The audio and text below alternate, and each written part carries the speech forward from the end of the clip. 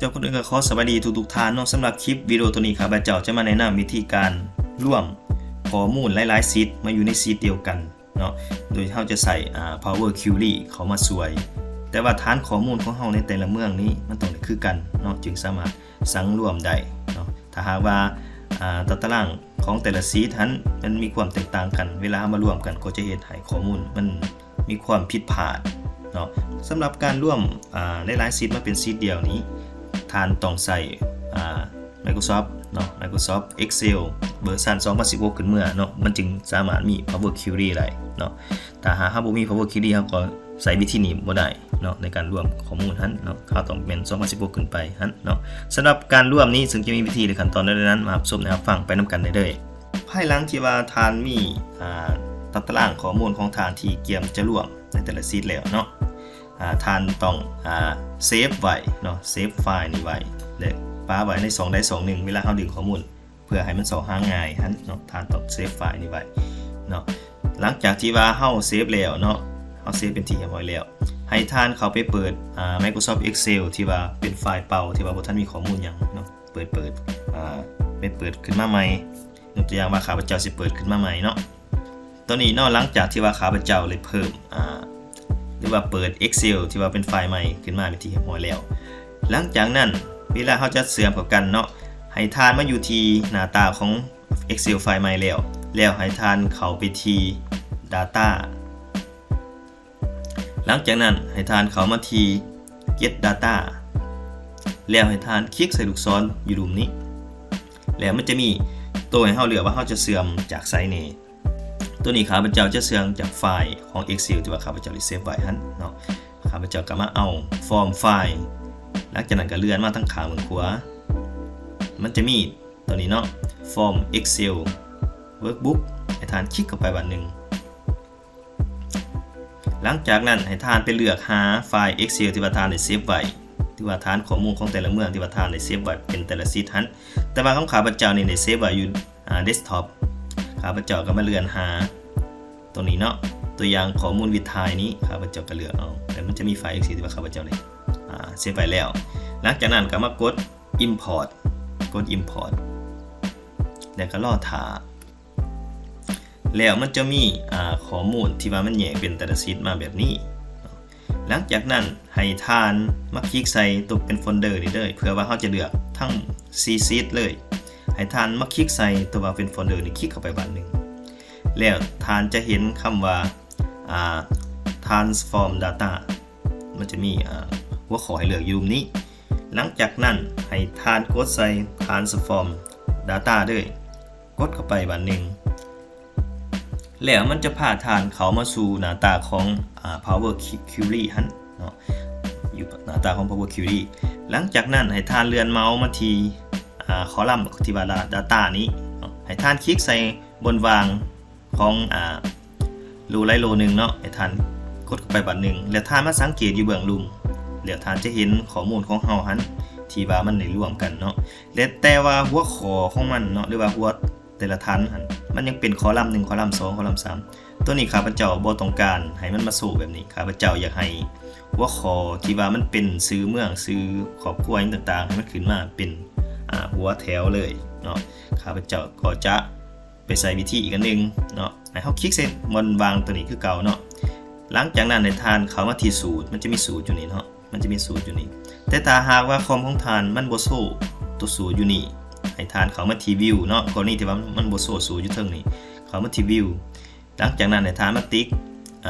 ฟอร์มูลาบาร์เนาะกรณีมันเสื่อมแบบนี้เนาะทานเข้ามาวิวแล้วก็มาติ๊กฟอร์มูลาบาร์ติ๊กไปบัดนึงแล้วมันจะโซ่สูตรอยู่นี่เนาะหลังจากมันโซ่สูตรเข้ามาแล้วให้ทานเข้ามาที่สูตรนี่เนาะแล้วก็มาคลิกใส่บนนูนี่เนาะคลิกใส่บนนูให้ท่านลบออกแล้วให้ท่านพิมพ์คำว่า to เข้าไปแบบนี้เนาะหลังจากนั้นก็มาคลิกใส่บนวางบนใดบนหนึ่งหลังจากเฮาได้ to ที่ว่าเฮาพิมพ์เข้าไปแล้วให้ท่านมาติ๊กใส่บนของ data คือเก่าเนาะคลิกใส่บน table นี้คลิกใส่บนวางคลิกเข้าไปบานนึงแล้วเฮาจะมาเห็นหัวแถวที่ว่ามันไปตามที่ว่าเฮาต้องการแล้วเนาะตรงกับฐานข้อมูลของเฮาเป็นที่เรียบร้อยแล้วตอนนี้ มันไหลมารวมกันเฮาสังเกตเบิ่งเนาะซื้อซีดจะมีปากเสสนะสมบูรณ์บัดเจียงปากซองตัวนี้ซื้อซีดตอนนี้มันได้รวมกันเป็นที่แฮมฮอยแล้วหลังจากนั้นสำหรับเฮาจะบ่เอาตัวอื่นเนาะเฮาจะบ่เอาคอลัมน์ของอื่นเพราะว่าคอลัมน์ที่ว่า data นี่มันรวมข้อมูลตามจุดประสงค์ของเฮาไปที่เรียบร้อยแล้วบัดนี้เฮาก็มาคลิกใส่ data เนาะคลิกขวาใส่ data หลังจากนั้นให้ทานมาคลิกใส่ remove outer column หมายความว่าเฮาจะลบคอลัมน์ที่บ่เกี่ยวข้องนี่ออกเนาะครับเราจะคลิกใส่ตัวนี้แล้วมันจะเหลือแต่คอลัมน์ data เนาะที่ว่ามันตรงกับจุดประสงค์ของเฮาหันหลังจากนั้นเฮาได้เป็นตาราง data ที่เรียบร้อยแล้วให้ทานเขามาคลิกใส่เครื่องหมายตัวนี้เครื่องหมายลูกศรตัวนี้เนาะทานคลิกเข้าไปบาทนึงแล้วมันจะให้เฮาเลือกว่าทานต้องการคอลัมน์ตัวใดนี่ที่ว่ามันรวมกันเนาะตัวนี้ข้าพเจ้าจะเอาหมดทุกคอลัมน์ที่ว่ามันรวมกันตามที่ว่ามันมีในแต่ละซีทนั้นเนาะตัวนี้ข้าพเจ้าจะติ๊กเอาหมดเลยหลังจากนั้นให้ทานมาติ๊กเครื่องหมายนี่ออกเนาะuse original column name as prefix นี่ออกให้ทานติ๊กใส่เครื่องหมายนี่ออกไปบาทนึงหลังจากนั้นให้ทานกดโอเคแล้วเขาจะเห็นหน้าตาแบบนี้เนาะหน้าตาของฐานข้อมูลที่มันรวมกันนั้นเนาะหลังจากนั้นให้ทานเขาไปที่โฮมเนาะเลื่อนมาที่โฮมหลังจากนั้นให้เขามาที่ลูกศรเนาะมันจะมีลูกศรอยู่นี่เนาะคลิกเข้าไปบาทนึงแล้วให้ทานเลื่อนลงมาที่ Close and Load to เนาะให้ทานคลิกใส่ตัวนี้กดเข้าไปบาทนึงแล้วมันจะถามว่าทานต้องการอยู่เซฟเป็นรูปแบบใดตัวนี้ครับจะเลือกเป็น table เนาะเพราะว่าครับจะเป็นตารางและPower Query ที่เราสร้างจะให้มันไปอยู่ซีทใดตัวนี้ครับเจ้าสร้างเป็นซีทใหม่เลยเนาะสร้างเป็นซีทใหม่ขึ้นมาครับเจ้าก็ติ๊กเอา new work sheet หลังจากนั้นก็กดโอเคแล้วก็รอถาเนาะรอถาหลังจากนั้นฐานข้อมูลของมันก็จะมาเห็นบ่มันก็จะมาแบบนี้มันจะสร้างเข้าเป็น table แบบให้เฮาแบบอัตโนมัติเลยเนาะแล้วเฮามาเบิ่งเนาะว่ามันรวมกันบ่เนาะเฮาบ่ต้องเบิ่งยากมันจะมาคลิกใส่ลูกศรอยู่นี่เลยชื่อเมืองนี่เนาะคลิกเข้าไปวันนึงแล้วเฮาจะเห็นชื่อแต่ละเมืองเฮาสามารถฟิลเตอร์ได้เนาะยกตัวอย่างข้าพเจ้าอยากเบิ่งแต่ปากเซ่เฮาก็กดโอเคมันก็โชว์แต่เฉพาะข้อมูลของเมืองปากเซ่เนาะ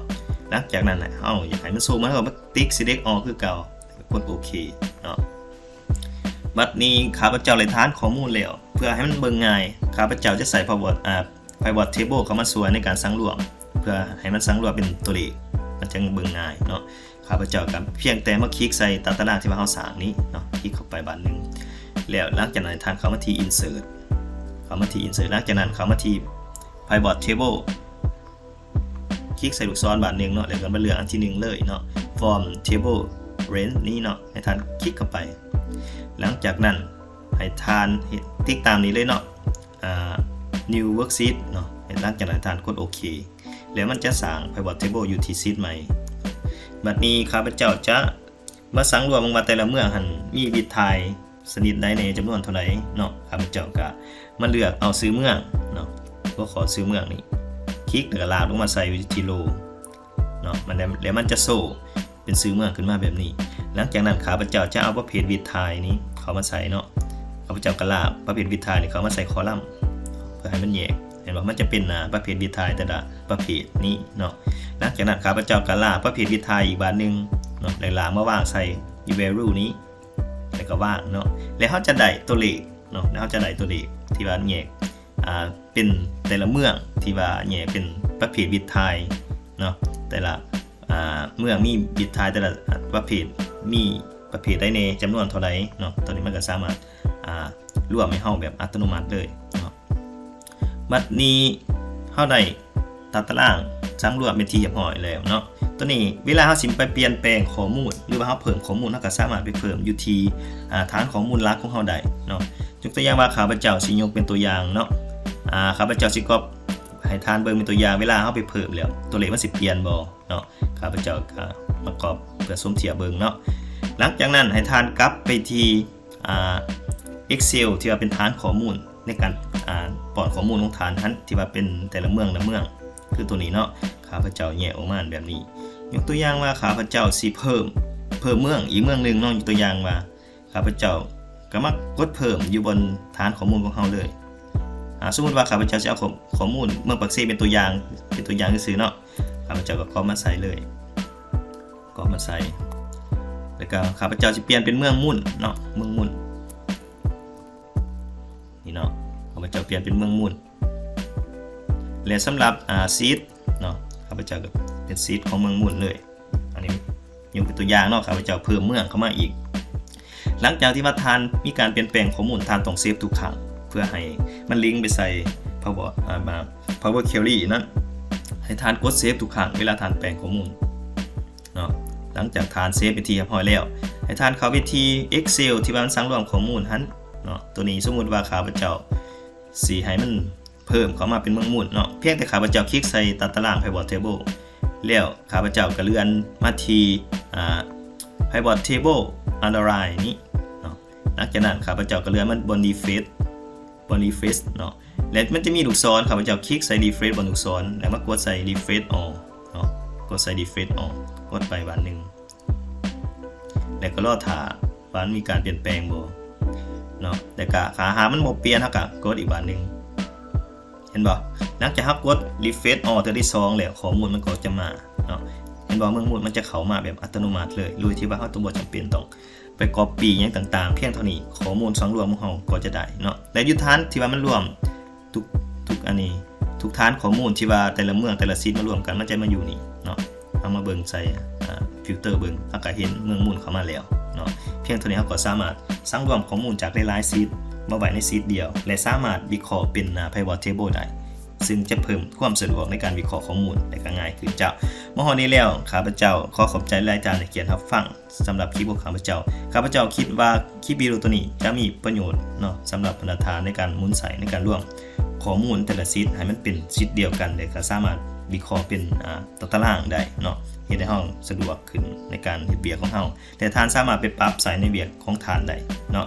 จากเมื่อฮอดนี้แล้วขอขอบใจรายการที่เขียนรับฟังตั้งแต่ต้นจนจบเจ้าขอขอบใจ